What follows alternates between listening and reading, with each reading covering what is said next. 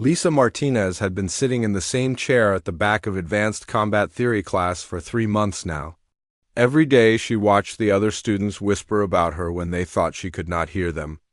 The 17-year-old human girl kept her dark eyes focused on instructor Vexahol as he showed the class how to find pressure points on different alien body types. The other students were huge compared to Lisa. The Korathians stood 8 feet tall with hard shell armor covering their bodies. The Nemirians moved like liquid silver and could strike faster than most beings could see. The Brutaxians were massive creatures whose home planet had gravity 3 times stronger than most civilized worlds. Next to all of them, Lisa looked like a lost child who had walked into the wrong classroom by mistake. Everyone in the galaxy knew humans were called Deathworlders. They came from a planet so dangerous that just living through childhood was considered impressive, but Earth seemed normal to most alien visitors. The gravity was standard and the air was breathable. The humans themselves looked soft and weak compared to the great warrior races. Instructor Vexahol was a veteran Korathian fighter with scars all over his shell. When Lisa first arrived at the academy, he had questioned why the school would accept a human student. Earth had only joined the Galactic Federation 20 years ago, and their military was tiny compared to the established warrior species. Having Lisa here seemed more like politics than practical training. The instructor clicked his mandibles as he spoke in his native language. The translation devices turned his words into standard galactic speech that everyone could understand. Combat is not just about being strong. You must understand how your enemy's body works. You must find their weak spots and apply pressure at exactly the right moment. Lisa watched carefully as Vexahol demonstrated on Zarathol, a massive Brutaxian student. The instructor's sharp claws found specific nerve points that made the huge alien stumble even though he was trying to resist. Lisa could see exactly where each pressure point was located and how the technique worked on Brutaxian anatomy. Who can tell me why this works on Brutaxian body structure? Vexahol asked the class. Many hands went up around the room. Claws, tentacles, and other appendages waved in the air. Lisa raised her small human hand too, but the instructor's compound eyes passed right over her without stopping. This happened every day in every class. Jake Morrison sat 3 rows ahead of Lisa. He was the only other human at the academy and had taken Lisa under his wing when she arrived from Earth. Jake was in his final year studying tactical operations rather than direct combat. He turned around and gave Lisa an encouraging nod. When he saw her trying to participate, the class continued with students practicing the techniques they had just learned. Everyone paired off to work together. Lisa found herself matched with Kixara, a young Nymerian whose silver skin rippled with barely controlled energy. "Try not to hurt yourself, little Earthling," Kixara hissed. Her voice carried the typical Nymerian arrogance. Her species thought they were the best assassins in the galaxy, and she had made it very clear that she considered Lisa's presence at the academy to be a joke. Lisa nodded politely and took the defensive position that Vexahol had just shown them. When Kixara attacked, she moved like lightning. Her strikes were so fast they would have overwhelmed most opponents in seconds, but Lisa was never where the attacks landed. She moved with an economy of motion that seemed almost lazy. Each strike was deflected with minimal effort while Lisa barely shifted her position. Kixara's attacks became more and more aggressive. Her silver skin turned red with anger as her perfect technique failed to connect with its target. Other students began to notice what was happening and formed a loose circle around the 2 fighters. "Enough," Vexahol commanded. His voice cut through the growing noise from the other students. "That will be sufficient for today's lesson." As the students began to pack up their equipment, Lisa caught something in the instructor's compound eyes. For the first time since arriving at the academy, she had the feeling that someone was actually seeing her instead of just looking past her. After class, Jake caught up with her in the hallway outside the training room. "That was impressive," he said as they walked toward the residential quarters. "I have never seen anyone make Kixara look clumsy before." Lisa shrugged and adjusted the strap of her equipment bag. "She is fast, but she shows her moves before she makes them." Her culture values speed over being subtle. Still, Jake continued, you might want to be careful. The Nemirians do not like to be embarrassed, and Kixara has friends. As if Jake's words had summoned them, a group of alien students came out of a side corridor and blocked their path. Kixara stood in the center with two Korathians and a Brutaxian whose huge frame cast both humans in shadow. The little Deathworlder thinks she is clever, Kixara said. Her silver skin was still flushed with anger. But avoiding a few practice strikes is not the same as real combat. Lisa looked up at the group of aliens. She noted their aggressive postures and how they had positioned themselves to prevent easy escape. Her expression remained calm and almost bored. I'm not looking for trouble, she said quietly. Too bad, rumbled the Brutaxian while cracking his knuckles. The sound was like breaking stone. Trouble found you. Jake started to step forward, but Lisa placed a gentle hand on his arm to stop him. Her dark eyes never left the group of aliens, blocking their way. One question, she said. Her voice was still soft, but it carried clearly in the station's recycled air. Are you sure you want to do this here? In a public hallway where there are security cameras? Where Academy staff might walk by at any moment? The aliens looked at each other. Some of their certainty began to waver. Or, Lisa continued, would you prefer somewhere more private? Somewhere we could settle this properly without interruption? A slow smile spread across Kixara's features. The training deck, sublevel 7, after evening meal. Fine, Lisa. Agreed. But if we are going to do this, let us do it right. Full contact with no restrictions. First to yield or become unable to continue loses. The Brutaxian laughed. The sound was like grinding boulders. This should be amusing. As the group broke up, Jake grabbed Lisa's arm. Are you insane? You just agreed to fight 4 of the Academy's top students. Kixara alone could kill you in seconds, and Torgoth over there could crush your skull like an egg. Lisa looked at her friend with those dark, patient eyes that seemed older than her 17 years.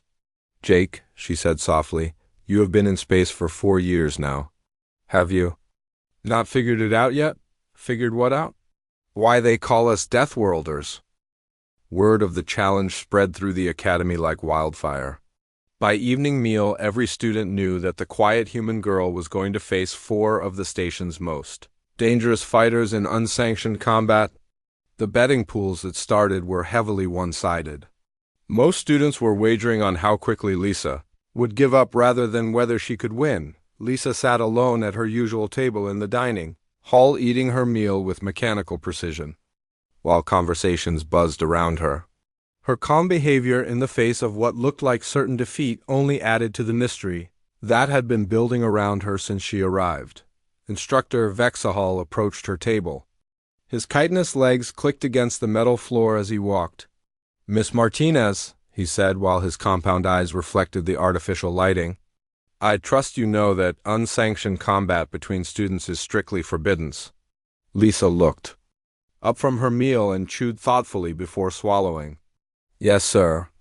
I am also aware that the Academy's charter includes provisions for cultural exchange through traditional conflict resolution methods when both parties agree and appropriate safety measures are observed. The instructor's mandibles clicked in what was the Korathian equivalent of raised eyebrows? You have been studying our regulations.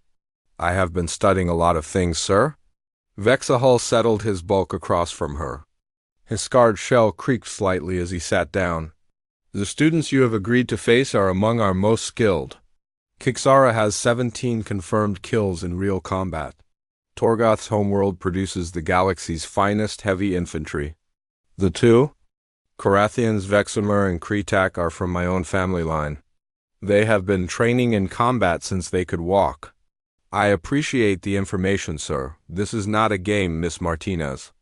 These beings could literally tear you apart with their bare hands.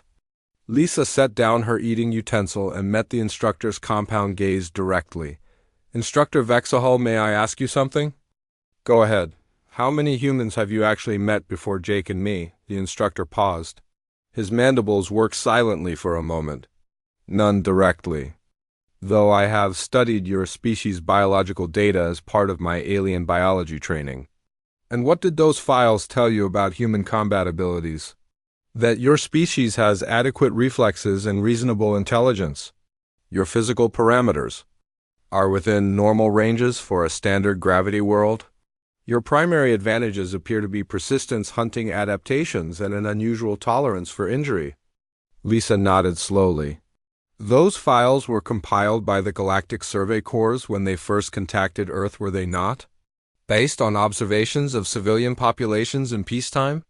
I believe so, yes. Instructor, those files are incomplete. Before Vexahol could respond, Jake Morrison appeared at their table carrying his meal tray and looking very uncomfortable. Lisa, please reconsider this. I have been running scenarios, and there is no mathematical model where you survive this fight, let alone win it. Jake, Lisa said patiently, what was your job on Earth before joining the Academy? You know what my job was? I was a systems analyst for the Denver Metropolitan Transit Authority. And what is the most dangerous thing you had ever done before? Leaving Earth? Jake shifted uncomfortably. Probably that time I went rock climbing in Colorado. But Lisa, that is not the point. It is exactly the point. Lisa turned back to Instructor Vexahol. Jake is a good man and a brilliant tactical mind, but he represents the civilian population your survey teams encountered. He has never seen real combat. He has never had to fight for his life. He has never been in a situation where violence was the only option for survival. She pushed her tray aside and leaned forward slightly. Instructor, what do you know about Earth's military history? Your species has engaged in periodic conflicts similar to most developing civilizations. Nothing particularly noteworthy compared to the great warrior races. We have been at war with ourselves for our entire recorded history, Lisa said quietly. Not occasional conflicts, but constant, evolving, increasingly sophisticated warfare. We have turned everything from sharp sticks to quantum mechanics into weapons. We have fought on every terrain our planet offers in every climate under every possible condition. Vexahol's compound eyes reflected his growing interest. Our planet tried to kill us from the moment we developed consciousness, Lisa continued.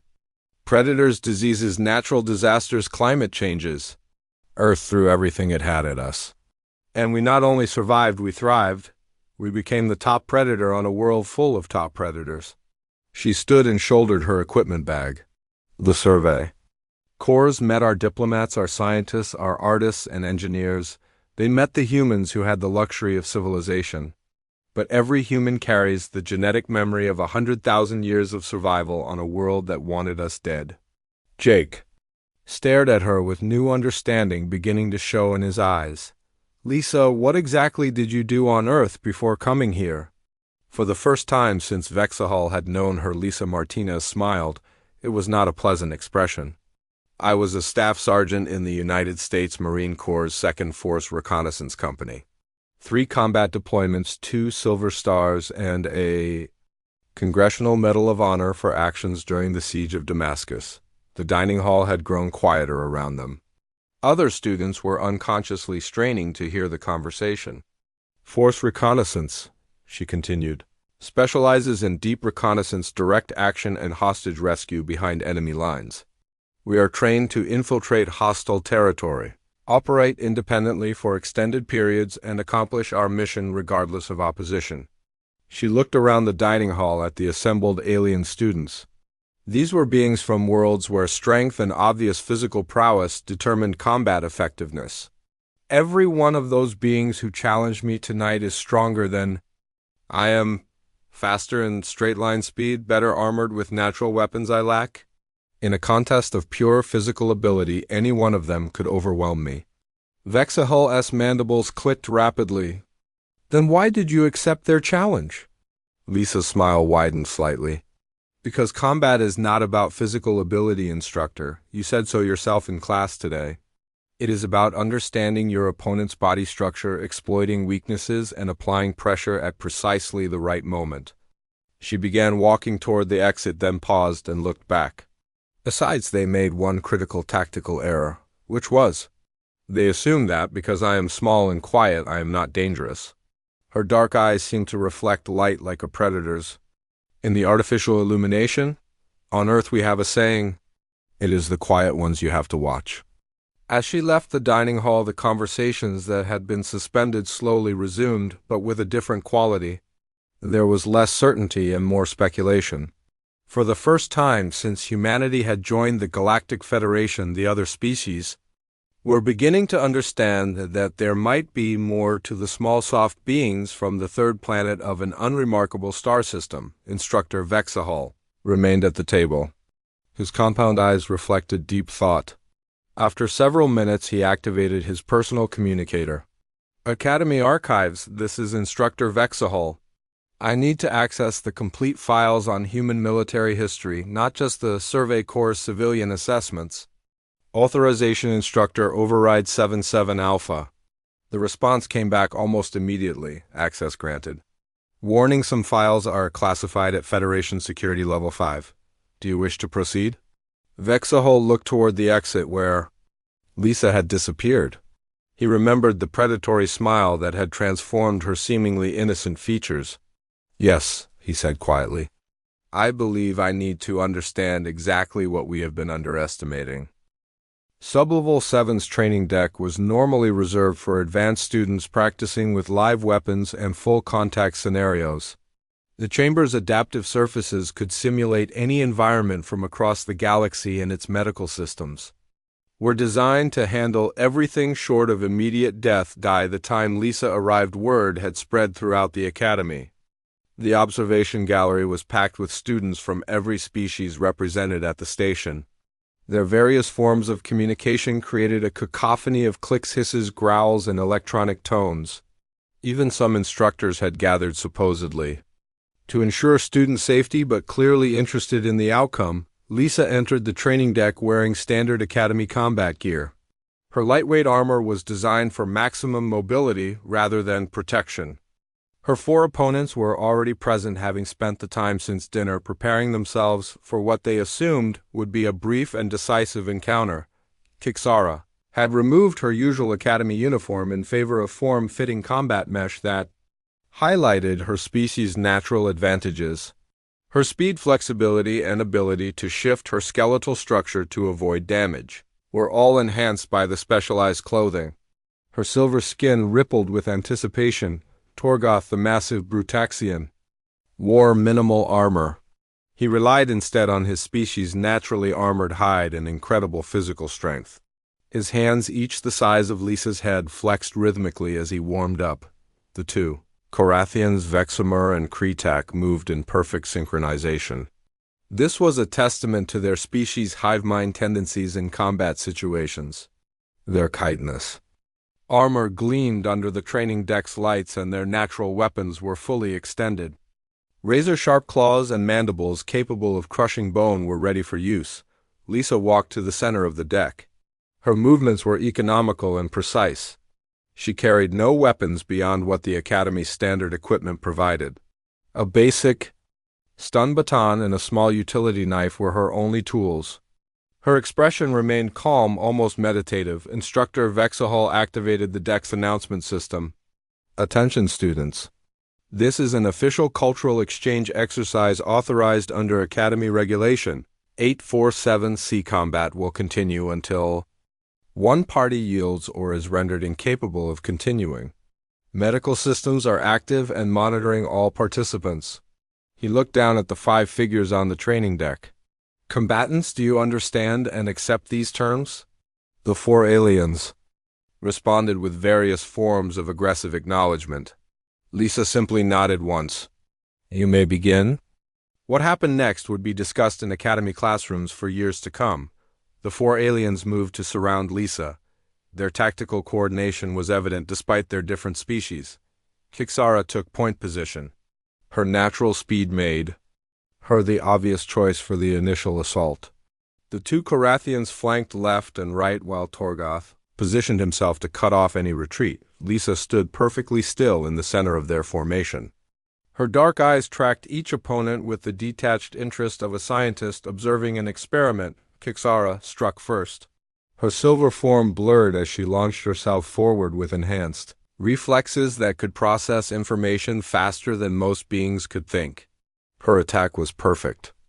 A combination of strikes designed to overwhelm any defense through sheer speed and precision. Lisa moved 3 inches to her left. Kixara's momentum carried her past her target.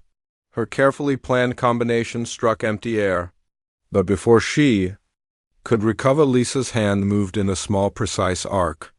The edge of her palm struck the Nymerian at the base of her skull, right where the brainstem connected to the spinal column. Kixara collapsed instantly. Her nervous system was temporarily disrupted by a strike that had targeted one of the few vulnerabilities in Nymerian physiology. This was a weakness that would only be apparent to someone who had studied their anatomy in detail. The entire exchange had taken less than 2 seconds. The two Korathians attacked simultaneously. Their hive-mind coordination allowed them to strike in perfect harmony. With their claws extended, they came at Lisa from both sides, intending to overwhelm her with sheer aggression. Lisa dropped to one knee. Both Korathians passed over her. Their strikes were aimed at where her torso had been a moment before. As they sailed overhead, Lisa's hands moved upward with fingers extended. She struck each of them at specific points along their thoracic segments. These were pressure points that caused their chitinous armor to temporarily separate along natural seam lines. The Korathians hit the deck hard. Their armor was compromised and their breathing was labored as their respiratory systems struggled to compensate for the structural damage to their thoracic chambers. Torgoth saw 3 of his companions eliminated in under 5 seconds. He roared in frustration and charged forward. His massive frame shook the deck plating, and his thick hide would have shrugged off any conventional attack. Lisa finally moved from her position, but not in the direction anyone expected.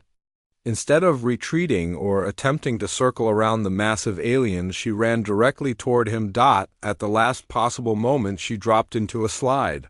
She passed between Torgoth's legs as he swung his massive fists downward. As she slid past, her utility knife flickered out, making a small incision behind his left knee. She severed a specific tendon that caused his leg to buckle. As Torgoth fell forward off balance and unable to compensate with his injured leg, Lisa was already moving. She bounded onto his back. Her small frame allowed her to climb his massive torso like a tree. Her arm wrapped around his thick neck, not in a chokehold, but positioned to apply pressure to the carotid artery. Torgoth thrashed wildly. His immense strength was capable of crushing Lisa if he could get his hands on her, but she clung to his back like a parasite. Her position made it impossible for him to reach her while maintaining the precise pressure needed to cut off blood flow to his brain. Within 30 seconds, the massive Brutaxian went limp and collapsed to the deck. The training facility was silent except for the hum of the life support systems and the labored breathing of the 4 defeated aliens. Lisa stood in the center of the deck, not even breathing hard. Her expression was unchanged from the calm, almost bored look she had worn when the fight began. She walked to each of her opponents, checking their pulse and breathing. She ensured that her attacks had caused no permanent damage. Then she straightened and looked up at the observation gallery. Medical teams should check Kixara for potential neurological trauma, she said. Her voice carried clearly in the silence. The Korathians need their armor realigned. The separation along their thoracic seams will heal naturally, but they will be uncomfortable for a few days. Torgoth will have a limp for about a week while his tendon regenerates. She shouldered her equipment bag and headed for the exit. Oh. Injuries are temporary and should heal completely with standard medical care. As she reached the door, she paused and looked back at the assembled students and instructors. Earth has been at war for our entire history, she said quietly. We did not become dangerous because we are strong or fast or naturally armored. We became dangerous because we had to learn how to kill anything, no matter how much bigger, stronger, or better armed than us it might be. Her dark eyes swept across the faces in the observation gallery.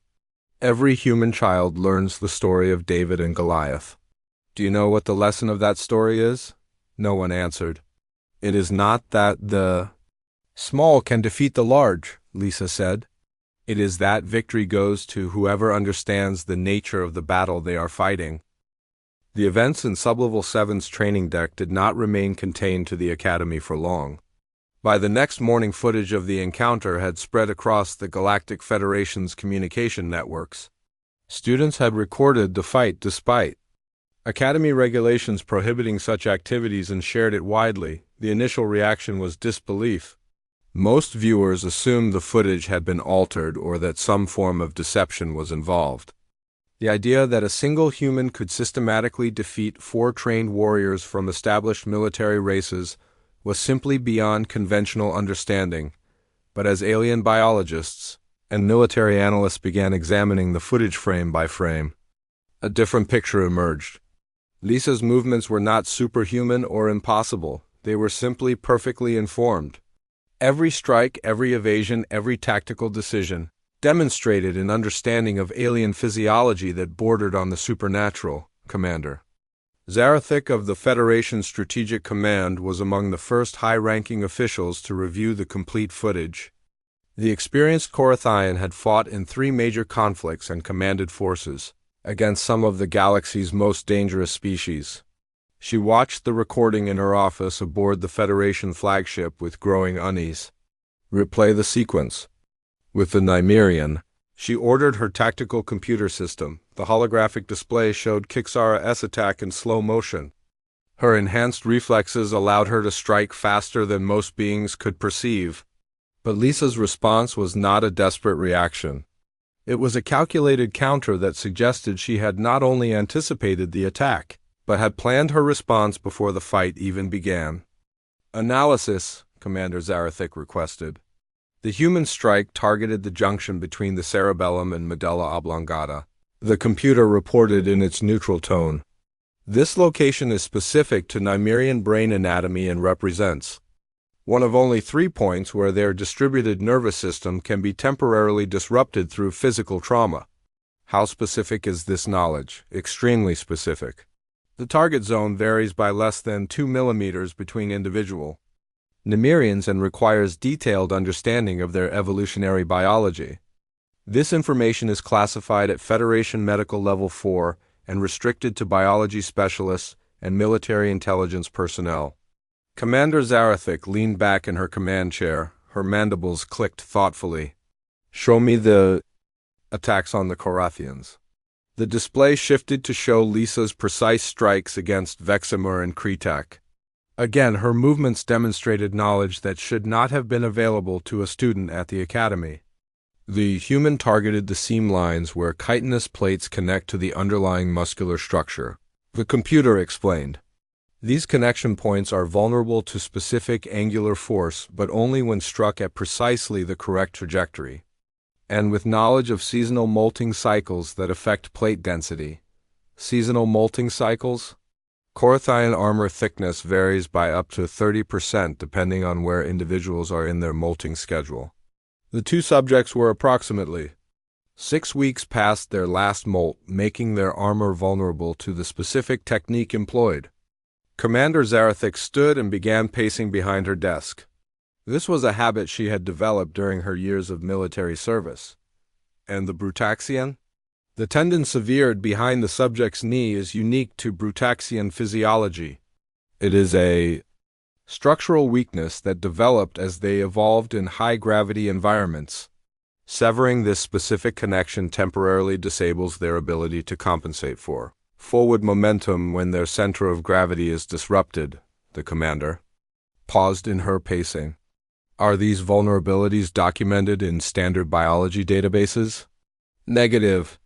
The level of detail demonstrated by the human subject requires access to classified military intelligence files, advanced medical research, or extensive field experience with each species in combat situations. A soft chime indicated an incoming communication. Commander Zarathik accepted the connection, and the hologram of Admiral Rathek, the Federation's Chief of Strategic Operations, materialized above her desk. Commander, the Admiral said without preamble, I trust you have reviewed the Academy incident recording. Yes, sir. The implications are concerning. That is an understatement. I've had 17 different species representatives contact the Federation Council in the past 6 hours. They want to know how a human student gained access to classified military intelligence about their physiological vulnerabilities. Commander Zarathic's compound eyes reflected her understanding. They are worried about their security protocols. They are terrified, Admiral Raythak corrected. The human did not just defeat 4 trained warriors. She demonstrated detailed knowledge of weaknesses that each species has spent centuries trying to conceal from potential enemies. The Admiral's image leaned forward slightly. Commander, I want you to investigate this personally. Find out how this human acquired her knowledge and determine whether this represents a broader security breach. Sir, what if the knowledge was not acquired through espionage? What if humans simply figured it out on their own? Admiral Raythak's expression grew grim. Commander, if humans can systematically identify the physiological vulnerabilities of species they have only recently encountered, then we may have made a serious error in our assessment of their potential threat level. The communication ended, leaving Commander Zarathik alone with her thoughts and the frozen image of Lisa Martinez standing calmly over her defeated opponents. Meanwhile, at the academy, Lisa found herself the center of attention in a way that made her previous anonymity seem like a pleasant memory. Students who had previously ignored her now watched her every movement. Their various forms of communication created a constant background hum of speculation and analysis. She sat in her usual spot in the dining hall, methodically consuming her meal while conversations swirled around her. Jake Morrison joined her, looking troubled. Lisa, we need to talk, he said while settling across from her. There are rumors that Federation security is sending investigators. Some of the alien students are convinced you are some kind of spy. Lisa looked up from her meal. Her dark eyes reflected mild interest. What do you think, Jake? I think you are exactly what you said you were, a Marine who knows how to fight. But I also think there is more to this story than you have told me. Lisa nodded slowly. There is. Are you going to share it? She set down her utensil and looked around the dining hall at the assembled alien students. Many of them were trying to appear casual while obviously straining to overhear their conversation. Jake, do you know what my specialty was in force recon? You said direct action and hostage rescue. Those were part of it. But my primary expertise was in what the Corps calls asymmetric threat assessment. Jake frowned. I'm not familiar with that term. It is the science of figuring out how to defeat enemies who are bigger, stronger, better equipped, or more numerous than you are. Lisa's voice carried clearly in the suddenly quiet dining hall. Every human soldier learns it because throughout our history we have rarely had the luxury of fighting fair battles. She stood and shouldered her equipment bag. The Marine Corps sent me here not just as a student, Jake. They sent me as an advanced scout. A scout for what? Lisa looked around the dining hall one more time. Her gaze lingered on the faces of aliens, who represented some of the galaxy's most formidable warrior species. To find out how humanity would fare if we ever had to fight a war against the rest of the galaxy? The dining hall fell completely silent. And what is your assessment? Jake asked quietly. Lisa Martinez smiled that predatory smile that was becoming familiar to her fellow students. We would win. She left the dining hall and slowly the conversations resumed. But they had a different quality than before. For the first time since humanity had joined the Galactic Federation, the other species were beginning to realize that the small soft beings from Earth might not be the harmless newcomers they had assumed. In her office, Instructor Vexahal finished reviewing the classified files on human military history that he had requested access to. The information painted a picture that was fundamentally different from the peaceful diplomatic species that had joined the Federation. Humans, he realized, were not just survivors from a hostile world. They were a species that had turned warfare into an art form, developed violence into a science, and created military traditions based on the systematic study of how to kill anything they encountered. The Academy's first human student was not an anomaly. She was a representative sample. And that Vexahal realized changed everything about humanity's place in the galactic community. 3 days after the incident in Sublevel 7, Commander Zarathik arrived at the Academy aboard the Federation cruiser Determination. Her investigation team included specialists in counterintelligence, alien biology, and military psychology. They were all tasked with determining how Lisa Martinez had acquired her detailed knowledge of alien physiology and whether she represented a broader security threat. Lisa was waiting for them in Conference Room 7, sitting quietly at the polished metal table with her hands folded in front of her. She wore her standard academy uniform, and her expression was the same calm, patient look that had become familiar to her fellow students. Commander Zarathik entered with her team. Her chitinous armor clicked softly against itself as she moved. The Korathian officer had reviewed every piece of available information about humanity's newest representative, and what she had discovered had only deepened her concerns. "Miss Martinez," the commander began while settling her bulk across from the young human. "I am Commander Zarathik of Federation Strategic Command. I am here to investigate the events that occurred 3 days ago." "Yes, ma'am," Lisa replied politely.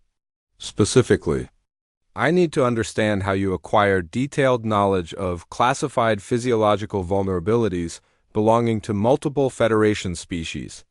Lisa nodded as if she had expected the question. "I studied them. From what sources? Open source intelligence primarily. Academic papers on evolutionary biology, historical military records, cultural anthropology studies, medical journals, and observational data." Commander Zarathik's mandibles clicked in what humans were learning to recognize as skepticism. "Miss Martinez, the specific vulnerabilities you exploited are classified at Federation Security Level 4 or higher. They are not available in any open source publications." "With respect, Commander, that is not entirely accurate." Lisa leaned forward slightly. Her dark eyes reflected the conference room's lighting. "May I demonstrate?" Without waiting for permission, she activated the room's holographic display system and began pulling up documents from various Federation databases. All were publicly accessible through the Academy's research terminals. "This is a paper on Nymerian evolutionary biology published in the Journal of Xenological Studies, freely available to any Federation citizen." The display showed a detailed anatomical diagram. It describes the distributed nature of their nervous system and notes that neural coordination occurs through 3 primary junction points.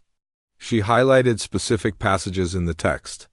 The paper does not explicitly identify these as vulnerabilities, but anyone with basic knowledge of neurology would recognize that disrupting these junctions would cause temporary paralysis. Commander Zarathik studied the document. Her compound eyes reflected growing unease. The information was indeed publicly available, but the tactical implications required a specific mindset to recognize. This study on Korathian molting cycles was published by their own scientists. Lisa continued while pulling up another document. It includes detailed information about shell thickness variations and the molecular composition of chitin during different growth phases. She highlighted another section. Combined with this engineering paper on stress fractures in biological armor, published by the Korathian Military Academy, ironically, it becomes obvious that their armor is vulnerable to angular force applied at specific stress points during certain periods of their molt cycle. The presentation continued for 20 minutes, with Lisa systematically demonstrating how publicly available information could be synthesized to identify the precise vulnerabilities she had exploited during her fight. Each piece of data was harmless in isolation, but when combined with human analytical methods, they painted a comprehensive picture of alien weaknesses. The Brutaxians publish extensive research on their own physiology because they are proud of their physical superiority, Lisa explained while showing the final set of documents. Their military journals include detailed studies of combat injuries and the biomechanics of their muscular structure. They never considered that someone might use this information to identify ways to defeat them. Commander Zarathik sat in silence for several minutes, processing the implications of what she had just seen. The investigation team exchanged glances. Their various forms of communication indicated shared concern. "Miss Martinez," the commander finally said, You are telling me that you identified classified military vulnerabilities through academic research? Yes, ma'am. It is a standard intelligence technique called mosaic analysis, gathering pieces of apparently unrelated information and combining them to create a complete picture that none of the individual sources intended to reveal. And this is a technique taught to human military personnel? Lisa's expression did not change. It is taught to human children, Commander. We call it critical thinking. The silence that followed was profound. Dr. Kethver, the team's alien psychologist, leaned forward. Miss Martinez, are you saying that any human could perform this type of analysis? Any human with basic education and access to information, yes. It is not a special talent. It is how we are taught to approach problems. How many humans are currently serving in various capacities throughout the Federation? Commander Zarathik asked quietly. According to Federation personnel records, approximately 12,000 humans are currently employed in various civilian and military positions across Federation space. Dr. Kethver replied after consulting his portable database. The implications hung in the air like a toxic cloud. Lisa looked around the table at the assembled aliens, recognizing the fear that was beginning to replace their initial confusion. Commanders, she said gently, may I ask you something? Commander Zarathik nodded.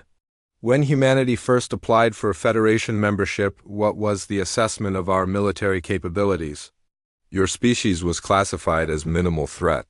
Technologically inferior, physically unremarkable, with no significant strategic advantages. And that assessment was based on what information? Surveys of your civilian population, analysis of your declared military assets, and comparison with established Federation military standards? Lisa nodded. The assessment was accurate based on the information available, but it was also incomplete. She stood and moved to the holographic display, calling up a star chart of Federation space. Every species in the Federation achieved their position through some form of natural advantage, she said while highlighting different systems. The Carathians evolved superior armor and coordination. The Nemirians developed enhanced speed and reflexes. The Brutaxians adapted to high gravity and developed incredible physical strength. She turned back to face the investigation team. Humans evolved something different. We developed the ability to systematically identify and exploit the weaknesses of anything that threatened us. Commander Zarathik's compound eyes reflected deep thought. You are saying that analytical thinking is humanity's evolutionary advantage? Not just analytical thinking, Lisa corrected. We developed the ability to treat warfare as a science rather than an instinct. Every human military officer studies not just tactics and strategy, but anthropology, psychology, biology, engineering. Anything that might help us understand and defeat potential enemies. She gestured toward the document still displayed on the hologram. You shared your scientific research because you believed it posed no security risk. But for humans, every piece of information about another species is potentially valuable intelligence. Dr. Kethver made a note on his electronic tablet. How many humans are currently analyzing publicly available Federation data for military purposes? Lisa's predatory smile returned. Dr. Kethver, every human is analyzing that data. It is not a military program, it is how we think. The investigation team exchanged glances, and Commander Zarathik recognized the moment when a routine security inquiry transformed into a strategic crisis. Miss Martinez, she said carefully, does Earth's government consider the Federation a potential threat? Earth's government considers everyone a potential threat, Commander. It is one of the reasons we have survived as long as we have. Lisa returned to her seat. Her expression returned to its characteristic calm patience. But to answer your real question, no, we do not want a war with the Federation. We would prefer to remain peaceful members of the galactic community. But if circumstances ever forced humanity into a defensive conflict. She looked around the table at the assembled representatives of the galaxy's premier military species. We have spent the last 20 years studying every member species, cataloging their capabilities and limitations and developing contingency plans for defeating them if necessary. It is not because we are aggressive, it is because we are careful. Commander. Zarathic felt a chill that had nothing to do with the conference room's climate control. How long would it take humanity to defeat the Federation in open warfare? Lisa appeared to consider the question seriously. Based on current force dispositions and assuming we could maintain supply lines from Earth? Probably 18 months. For a complete victory, maybe 2 years if we wanted to minimize civilian casualties. The silence that followed was absolute. Of course, Lisa added conversationally, that is assuming the Federation fought the kind of conventional war they are used to. If they adapted their tactics to counter human strategies, it might take as long as 3 years.